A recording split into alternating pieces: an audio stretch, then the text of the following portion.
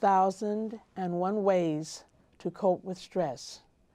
I am Professor Kenshasa Shabaka, and I am wanting to welcome back to part 2 of the Legacy on Obama, and we are going to continue with Dr. Frederick Monderson, and he will be speaking on the, how did you put it? A continuing look at Leadership Supreme. Leadership Supreme. Welcome again, Dr. Monderson. To pick up where we actually ended, we must seek to understand a number of things about President Obama. Oftentimes, we spend a lot of time discussing his reaction to the negativity, and we don't have sufficient time to look at the positive things that he was able to accomplish. So I wanted to begin this session by looking at the man and some of his accomplishments. To begin with, we must realize that President Obama generated a great deal of excitement and enthusiasm by his presidency. And secondly, we must remember that he helped to redefine the role and the legacy, the image of America, as well as to popularize it. Because at his time, we were in a dip, a big dip, and he allowed us to flow out of it. Obama is a man of the people, without question. He is a man with a plan. He is considered about the, very considerate about the black agenda. I mean, let's be frank. It's been said that President Obama does business white, but he goes home to a black wife who is a descendant of slaves. And if he doesn't act right, his wife would say, "What about my people?" So he has to answer to Michelle. And well, he did. He wears many hats as president. Yes. He's commander-in-chief, chief diplomat, chief legislator. He's head of his party. He's the chief consoler in the event of there's a catastrophe or some kind of disaster. He has to be there to console his people. Right? He is experienced in utilizing the powers of the presidency. And without question, Mr. Obama has been successful in beating back the wolves at the door, and there have been many of them. In these 3 books, what I've tried to do, among other things, is to consistently show how President Obama functioned within with his responsibilities as president. Right? I tried to show his relationship to the Supreme Court and how, whether it's the appointment of judges or how he fared when his principal accomplishment, the Affordable Care Act, was in front of the judges. And they defined on 2 occasions he successfully defended the merits of the Affordable Care Act. Right? I also tried to show the role of black influence on the Supreme Court. I mean, if we begin with that historic 3/5 clause, which is considered to be the Compromise of 1787, black input, even though the Supreme Court was not fully operationalized at that early period, not until 1800 or thereabouts, under Jefferson and Chief Justice Marshall. But the Compromise of 1820, the Missouri Compromise, determined whether a state should be free or slave.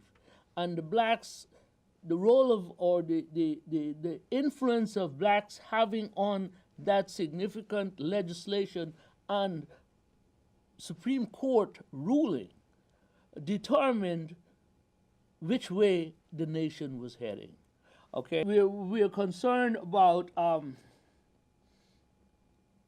the 1857 Dred Scott decision that influenced American jurisprudence from that time, 1857, until Barack Obama.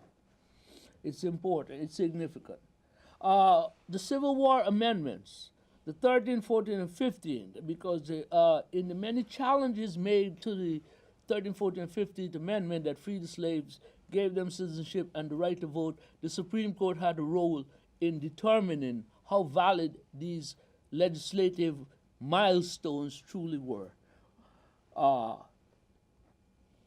In the emergence of we have to contend with the what is called the betrayal of 1877 or the compromise of 1877, in which the South regained control after Reconstruction, and the emergence of Jim Crow and terrorism against our people. The Plessy versus Ferguson 1896 decision that the Supreme Court ruled was separate and equal, which in fact was actually separate and unequal, okay? And of course, the grandfather clause that was repealed in 1815, which brought us up to the Brown versus Board of Education in 1954. Thurgood Marshall was the main litigant, and it desegregated the school system. Of course, the court was very slow in responding to the people who did not enforce this new law. So segregation continued even though it was on the books. Okay? In addition to that, I sought to look at Obama, the man. I call him the cool ruler. With swagger. The cool ruler. He possesses a tremendous amount of elegance of mind and nobility of spirit. To be in that position and to deal not simply with external but internal elements that were acting in the worst interests of America. I had called it in the early interview friendly and enemy fire that he was subjected to. His leadership abilities are tremendous because a leadership under grace is phenomenal. Absolutely. Okay? The power of appointment, because of course you know that he appointed two people to the Supreme Court, two women, and many of the administrative positions that he appointed were perniciously rejected by his opponents, the Republicans. And he became a master in the art of executive action. And as a result, he moved the nation forward. You have to understand the position of this man, appointed to, elected of course, rescue his nation and this ship of state, and you have these people on the ship who are digging holes in the bottom of the ship, allowing water to, and the most that he can say is, you good old boys, behave yourself. It's not a nice thing to use his whip too often on American soil. That's not to say that he's not a powerful individual, because he's backed by the greatest amount of minds and military might that the world has ever seen. So he's in this precarious position, but he's doing it successfully because of his high degree of intellect, which towers against his opponents. So we have this Gulliver and these Lilliputians. And I say this to say that Mr. Obama was able to remove from the field of battle, domestic and foreign, many, many, many individuals who are now either in old folks' homes resting or have been dispatched to the great beyond. I looked at his wife, a woman of grace. I mean, which individual would not wish to be a first lady of that stature? So I consider her to be a boss woman. I determined that she was the Mother of the Year in 2009. And I was really incensed when the New York Post first of all, featured President Obama in the most negative manner, and then when the New Yorker magazine featured her as a radical watching her husband's back. And what this seemed to say is that Michelle is a supreme commander, and I would submit to you that there are 1 million men out there who would fight on Michelle's banner, and there's a message in that. She's a brigade commander of enormous capabilities. So naturally, in the book, I cast the president in, first of all, his first 30 days, then his first 100 days. And I looked at him from the perspective of how he was able to demonstrate faith in the face of doubt. And that is extremely important because whether we accept it or not, that position of leadership of not only the United States but of the free world is laced with tremendous challenges. And the faint of heart cannot handle that. I looked at the mood of the country, and without question, Mr. Obama has had his haters. Joe the Plumber, Michelle Bachmann, Sarah Palin, Joe Wilson, who in that August House disrespected himself by saying that the president is a liar. You lie. So I call him You Lie Wilson. Mitch McConnell, we know his famous statement, I intend to make Barack Obama a one-term president. That was a racist statement. But the fact of the matter is that there's a chapter in the book in which I entitled it When Mitch McConnell Meets Obama. So the president invites him to the White House, and he comes in and he looks at all the images and he wondered whether I can be president. And he dismisses it.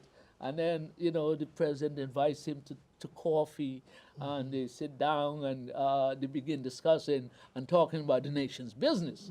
But it exposes a human side of Mr. McConnell that is rare. That is rare, Yes. but that he recognizes that I'm dealing with a superior mentality. This guy is not easy.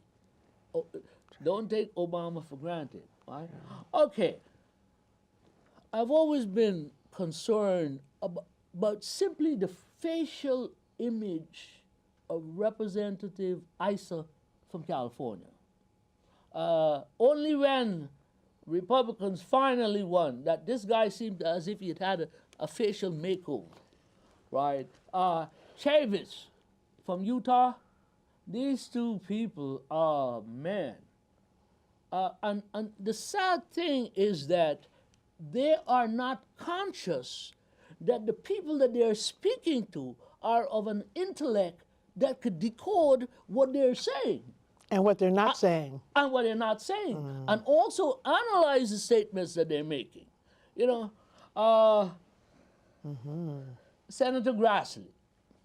Senator Grassley said that in one of his critiques of the president that he was stupid. I mean, can you imagine?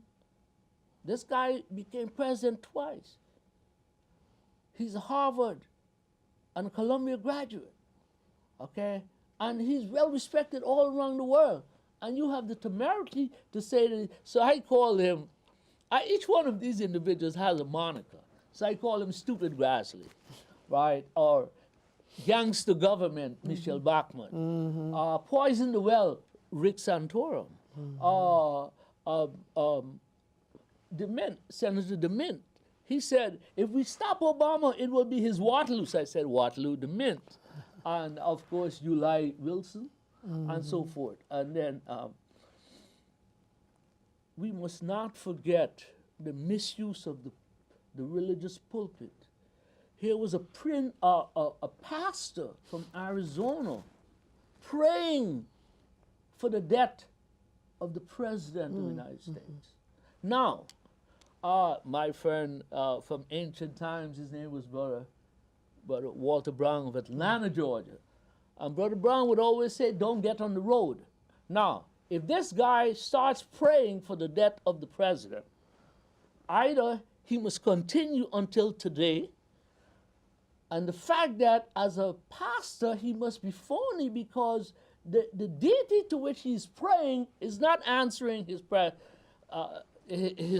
or request because the president is still here.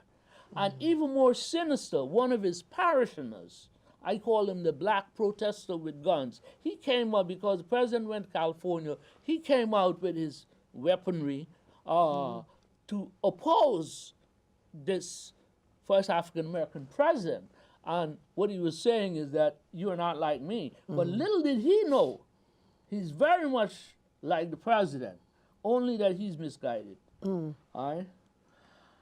Of course, Papa Cruz, Senator Cruz's dad, and we must not forget, because everything we say, historians will debate it. When Senator Cruz obstructed the process of government through his filibuster, Representative King of New York said he's a fraud. I didn't say it, said King. Well, his dad, Papa Cruz, he's one of those preachers. He said, let's send Obama back to Kenya. Well, you know what he meant. He was a part of that Bertha charade movement. Okay? So that is covered. We cannot forget the 4,000 lynchings that was chronicled that was reported in the New York Times of a Southern legal eagle who was able to identify locations, different locations across the South where 4,000 Africans were lynched by mob-like people, okay, from 1878 to 1950. And all of that is a part of the legacy. And that's why I want to say that Mr. Obama, concerned about his legacy during the election period, he must feel reassured that this history of his experience is there for the world to see. So I, in a way, have preserved Mr. Obama's legacy by writing as I have. And if you remember, I told you why I got started on this road, because at the beginning, from the time that he was elected, I was in Washington, D.C., and there were some 50 books written about Mr. Obama that were all negative at the start of his administration. So I embarked on this journey so that there would be somebody out there watching his back and speaking truth to power. Beyond all of this, Mr. Obama's legacy is enormously constructive and fruitful in the interests of the nation that he governed. Jack Krugman, a Nobel winner who writes for the New York Times, dubbed Mr. Obama the greatest American president ever. And if we look at some of the accomplishments he was able to bring into fruition, we can see that he rescued Wall Street. Let me read some of this here for you. The Dow rose from 6,500 to 18,000 during his administration. Right? The auto industry was rescued, and they have retained market share because we were being inundated by foreign vehicles until our auto industry got its act together, redefined itself, and came out with better cars, better performance as a result of Mr. Obama's intervention. There have been 18,000 private sector jobs added for his administration, which at the time of his beginning, we were losing something like 800 jobs per month. That would be nearly 10,000 a year. And he came upon this accident victim. He rendered first aid by stopping the bleeding, treating the patient, and making a prescription for the patient's future. And healing. There is no question that this new incoming Trump administration will benefit tremendously from the policies that Mr. Obama has instituted. What we need to do is never forget and give credit to Obama for all the successes that Trump will claim, because Obama laid the foundation for Trump to now become successful. And we should not forget that. The black farmers were paid. Case closed. He reduced reliance on foreign energy, and there was an increase in clean air initiatives, new batteries, wind power, solar power. Experiments were made in these areas to move the nation from a reliance on foreign energy to self-producing. His climate change initiative restored America's standing in the world as a serious nation concerned with the welfare of the globe. The Cuba initiative was, without question, a move of extreme genius, because he was saying that for 50 years we had this embargo against Cuba. The whole world was dealing with Cuba except for us, and we were not getting anything out of it. He said, well, let's scrap that. Let's open the diplomatic relations. But not only are we dealing with America-Cuba relationship, but the world saw America as a different nation, because it could be conciliatory, it can compromise, and still maintain its integrity. So here again, we have Mr. Obama in the driver's seat.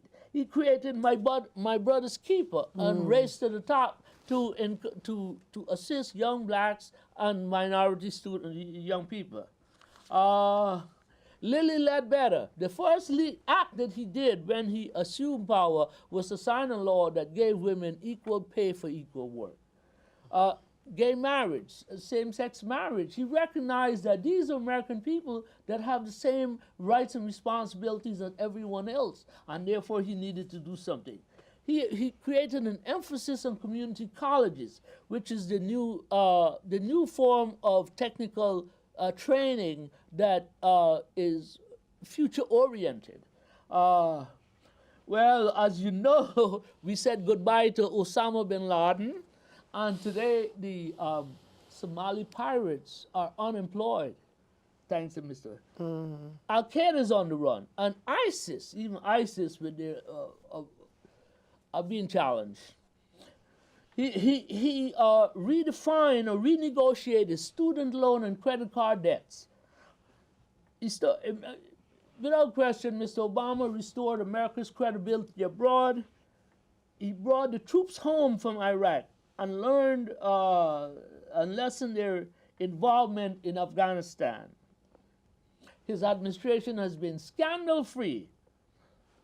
There have been a few signatory defections, but there were Republicans in the administration who felt it was time to go. And they broke with tradition by divulging state secrets. I wanted to say that Michelle Obama and President Obama are quintessential Americans. At no time have they acted as ugly Americans, at home or abroad. In fact, we know that Michelle conquered the world.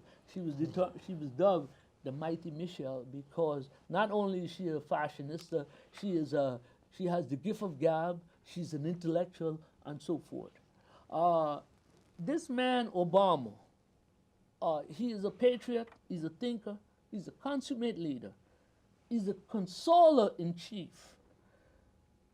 He was an administrator backed by the best advisors in the world, and that's why he was so successful, and that's why today his ratings is nearly 60%. John Klugman, I must repeat that, of the New York Times dubbed Mr. Obama the greatest American president ever. His accomplishments, the accomplishments of his administration attest to the ratings that he is considered by today. Scholars will have a lot of work to do with, as they grapple with the many things that his poll of 60% nearly 60%, 59. You could Very round unusual. it off. Very It's very unusual. unusual, even more than Ronald Reagan. Right, As he right. prepares to leave office. All of this is despite Republican negative behavior because they have mined the path and he had to navigate and still not only rescue but also defend these people's right to mine his field. Now, if all of it, if we just were to switch Donald Trump for Barack Obama and put the same obstacles in his path, one would wonder where America will be in 4 years' time. His administration has been like no other. Mr. Obama's credibility in the black community is sky high. The number of streets, highways, schools, and other facilities that have been named for him is astonishing. And this attests to his leadership, his symbolism. Remember the young kid that visited the White House and was wondering if is your hair like mine, and Mr. Obama had to bend down and show the kid. That is a powerful symbolic message Yes. to the youngest and the poorest young man that you can be like this because you're born in the United States. So his symbolism, his resoluteness, he studies every issue before you. He's a tremendous role model. Demonstrated ability is his knowledge is tremendous. He has a tremendous work ethic. His preparedness. He's a tremendous father, husband, and even father-in-law, son-in-law, I would say. Yes. Creatively, he's courageous. This black man is a symbol that many of us aspire to be like him. Not simply African Americans, but all Americans, because he's a stand-up guy. We use the Wow, term. yes. And even more important, there is evidence that a black man can truly run a great nation like this one. So those are some of the things I cover in my book, and I wish that the reading public would seek to understand that these are my contributions to our nation in terms of preserving this portion of its experience And his legacy. and his legacy. Absolutely. Well, what an outstanding amount of research, and the compassion with which you write is just exceptional. And I do so appreciate your sharing that with our audience. And I do wish you so much success in terms of the distribution. To have this kind of knowledge and to have it cloistered away from the public without their being aware of it and reading it and integrating it, the wealth of this, into their life.